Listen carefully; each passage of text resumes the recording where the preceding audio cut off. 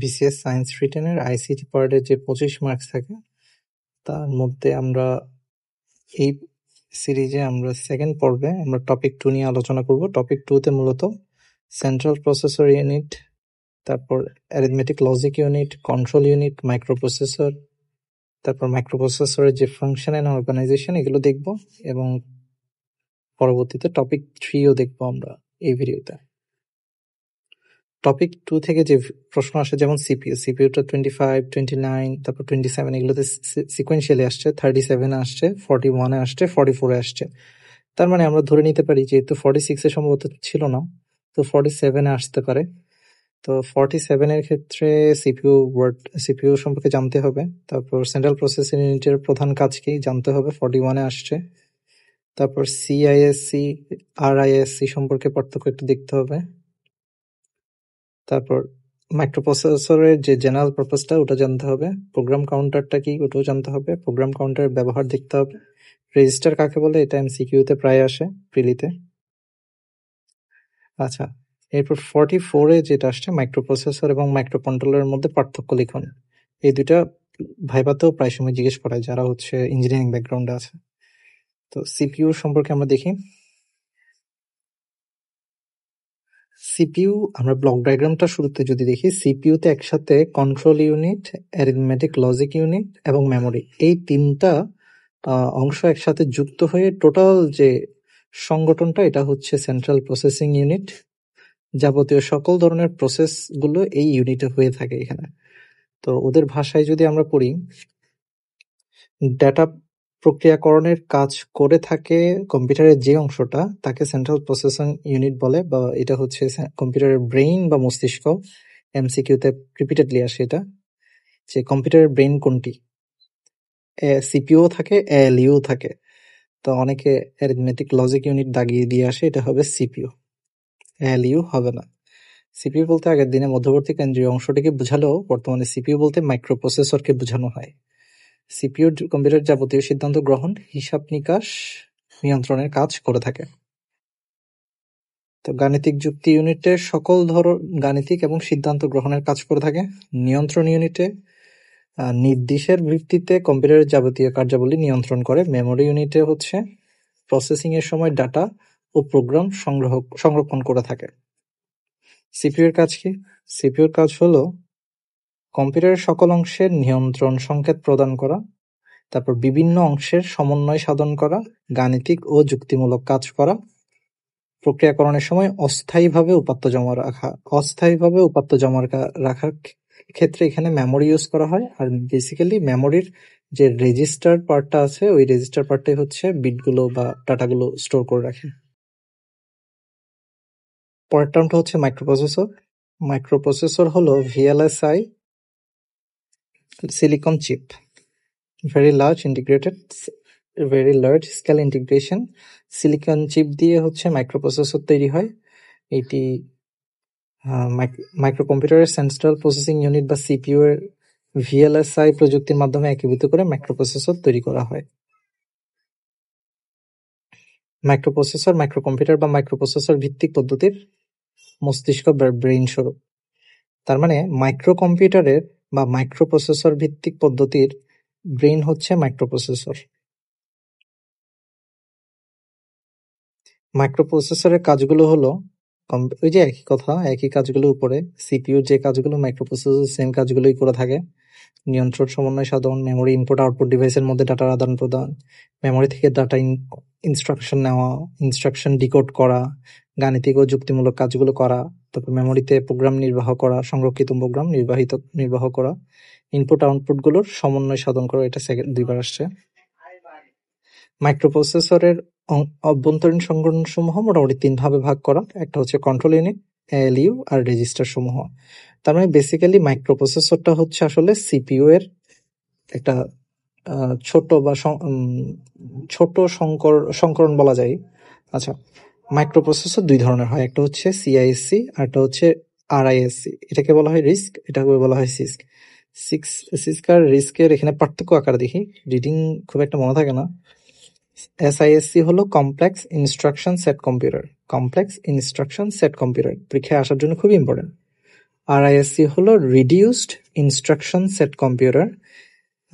সিস্কের instruction সংখ্যা তুলনায় কম, আর রিস্কের হচ্ছে ইনস্ট্রাকশন বেশি। সকল ইনস্ট্রাকশনের সাইজগুলো সমান নয় সিস্কে, আর রিস্কের ক্ষেত্রে ইনস্ট্রাকশন সাইজগুলো সমান থাকে। SISC এর ক্ষেত্রে ইনস্ট্রাকশন নির্বাহের ক্ষেত্রে এই প্রসেসর বেশি সময় নেয়, মানে প্রোগ্রাম নির্বাহ করতে সময় বেশি নেয়। রিক্স তেমন একটা সময় নেয় না, তুলনামূলকভাবে কম সময় নেয়।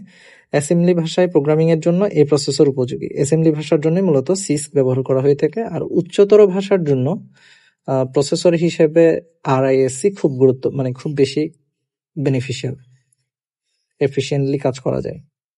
এখানে সকল ইনস্ট্রাকশনের সাইজ সমান, ইনস্ট্রাকশন গুলো মোটামুটি বেশি থাকে সিস থেকে, আর এটা হচ্ছে রিডিউস ইনস্ট্রাকশন সেট কম্পিউটার, মানে হচ্ছে তুলনামূলকভাবে এখানে যে কমপ্লেক্স ইনস্ট্রাকশন যেগুলো ছিল সেগুলো থেকে কমিয়ে এটাকে আরো সহজতর করা হয়েছে। তো যদিও এখানে ইনস্ট্রাকশন সংখ্যা বেশি থাকে, এবং তবে ইনস্ট্রাকশন গুলো সব একই সমান থাকে, আর তুলনামূলক কম সময় নিয়ে এটা কাজ করতে পারে। আর উচ্চতর ভাষা প্রোগ্রামিং এর ক্ষেত্রে রিক্স প্রসেসরটা কাজে আসে ভালো। রেজিস্টার কাকে বলে, কত প্রকার? রেজিস্টার হলো মাইক্রোপ্রসেসরের অভ্যন্তরে নির্মিত ছোট স্টোরেজ ইউনিট। মাইক্রোপ্রসেসরের অভ্যন্তরে নির্মিত ছোট স্টোরেজ ইউনিট যা দ্রুত স্টোর বা ডাটা স্থানান্তর বা প্রসেসরের প্রয়োজনীয় নির্দেশাবলীর জন্য প্রসেসর অভ্যন্তরে নির্মিত। সিপিইউ দ্রুত ক্রিয়াকলাপের জন্য রেজিস্টার সরাসরি অ্যাক্সেস করতে পারে। রেজিস্টার সরাসরি অ্যাক্সেস করা যায়, আর সবচেয়ে দ্রুত গতির মেমোরি হচ্ছে রেজিস্টার। এমসিকিউতে প্রায় আসে এটা। আর কাজ হচ্ছে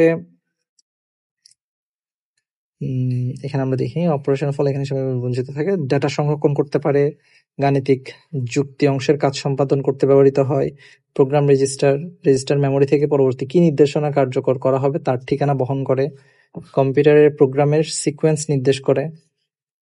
তারপর অ্যাকুমুলেটর থেকে ফলাফল সরাসরি আউটপুটে পাঠানো হয় না, সাময়িকভাবে আউটপুটগুলো রেজিস্টারে সংরক্ষণ করা হয়ে থাকে। তারপর হচ্ছে MRI, মানে হচ্ছে মেমোরি ইনফরমেশন রেজিস্টার হিসেবে ব্যবহৃত হয়, বা বাফার রেজিস্টার বলে এটাকে। প্রধান স্মৃতি বা মেইন মেমোরি ও ইনপুট রেজিস্টার থেকে তথ্য নির্দেশ স্মৃতি ইনফরমেশন রেজিস্টারে জমা রাখা হয়। আচ্ছা, বাকিগুলো স্কিপ করছি।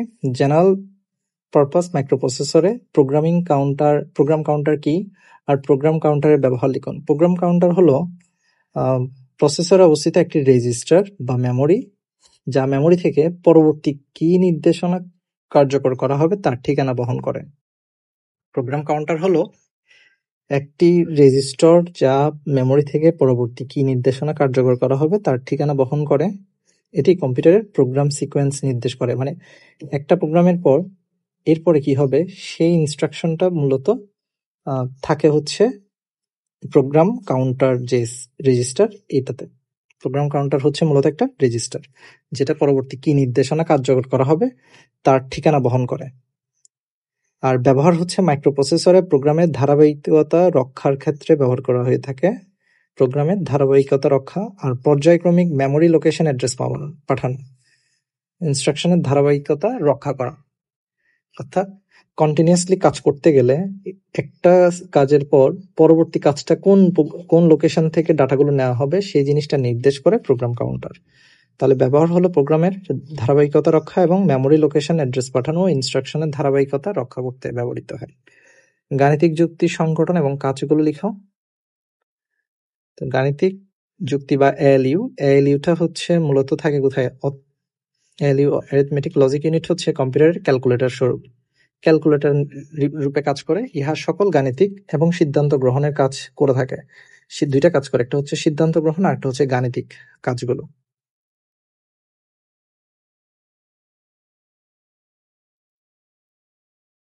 গাণিতিক হিসাব বা ডেটা প্রক্রিয়াকরণ ইত্যাদি কাজ করার জন্য যাবতীয় ইলেকট্রনিক বর্তনী মাইক্রোপ্রসেসরের অ্যারিথমেটিক লজিক অংশে থাকে। সমাবেশক বা অ্যাকুমুলেটর ও অন্তর্বর্তী রেজিস্টার বা ডাটা বাফার অস্থায়ীভাবে ডাটা রক্ষণের স্থান। আচ্ছা, এলিওর কাজ কি? এলিওর কাজ হচ্ছে গাণিতিক কাজ করা, যুক্তিমূলক কাজগুলো করা, ডেটা সঞ্চালন বা ম্যানিপুলেশন করা, যেমন স্থানান্তর শিফট দ্বারা রেজিস্টারে রক্ষিত বাইনারি সংখ্যাকে ডানে বা বামে এক বিট সরানো। শিফটারের কাজ জানি আমরা, এক বিট করে করে ডানে অথবা বামে শিফট করা। শিফট রেজিস্টারে আমরা এই জিনিসগুলো দেখছি, ইন্টারের ICT বইয়ে এটা পাওয়া যায়। কন্ট্রোল ইউনিট বা নিয়ন্ত্রণ অংশ কি? কন্ট্রোল ইউনিট মূলত হচ্ছে যে ইউনিট প্রাপ্ত নির্দেশের ভিত্তিতে কম্পিউটারের যাবতীয় কার্যাবলী নিয়ন্ত্রণ করে থাকে তাকে কন্ট্রোল ইউনিট বলে। সিপিইউ, মেমোরি, ইনপুট আউটপুট ডিভাইসের মধ্যে ডাটা প্রবাহ নিয়ন্ত্রণ করে কন্ট্রোল ইউনিট। এটার প্রধান কাজ হচ্ছে মূলত প্রধান মেমোরি থেকে একটির পর একটি ইনস্ট্রাকশন আহরণ করা, এএলইউ কে ইনস্ট্রাকশন অনুসারে যোগ, বিয়োগ ইত্যাদি প্রক্রিয়া সম্পাদন করার আদেশ দেয় কন্ট্রোল ইউনিট।